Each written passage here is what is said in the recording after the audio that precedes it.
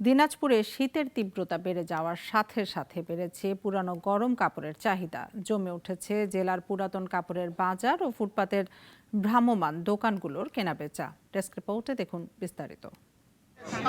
দেশের উত্তরের জেলা দিনাজপুরে তীব্র থেকে তীব্রতর হচ্ছে শীত। কষ্ট নিবারণে শীতবস্ত্রের দোকানে বাড়ছে ভিড়। যাদের আর্থিক অবস্থা অসচ্ছল তারা যাচ্ছেন পুরাতন কাপড়ের দোকানে। জেলার কেন্দ্রীয় শহীদ মিনারের পাশে অবস্থিত বড় মাঠে জমে উঠেছে পুরাতন কাপড়ের বাজার। বেচাকেনা বেড়েছে ফুটপাতের ভ্রাম্যমাণ দোকানগুলোতেও। এই হকার্স মার্কেটে বিভিন্ন সাইজের সোয়েটার, জ্যাকেট, কানটুপি, মাফলার, শাল, ট্রাউজার ও হুডি সহ শীতের সব পোশাকই পাওয়া যায়।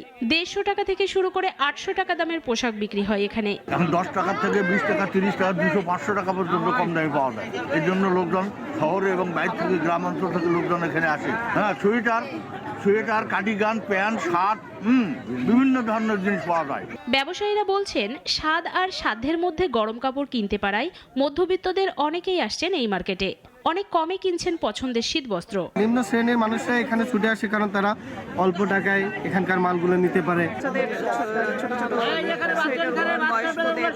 সবকিছুই অনেক কম মূল্যে পাওয়া যায়। তবে এবার শীত একটু দেরিতে আসায় গরম কাপড় বিক্রি কিছুটা কম বলে জানান সংশ্লিষ্টরা। মোটামুটি যে শীতটা পড়েছে তাতে মোটামুটি ব্যবসায়ীদের ব্যবসা কাভার হয়েছে আশা করি। এখন পর্যন্ত যেটুকু শীত রয়েছে তাতে ব্যবসায়ীরা মোটামুটি দাঁত প্রান্তে চলে যেতে পারবে। অনেক কমে পছন্দের গরম কাপড় কিনতে পারায় খুশি স্থানীয় খেটে খাওয়া মানুষেরা। প্রতি বছরই এমন বড় উদ্যোগ দেখতে চান তারা। প্রিয়াঙ্কা সেন, নাগরিক।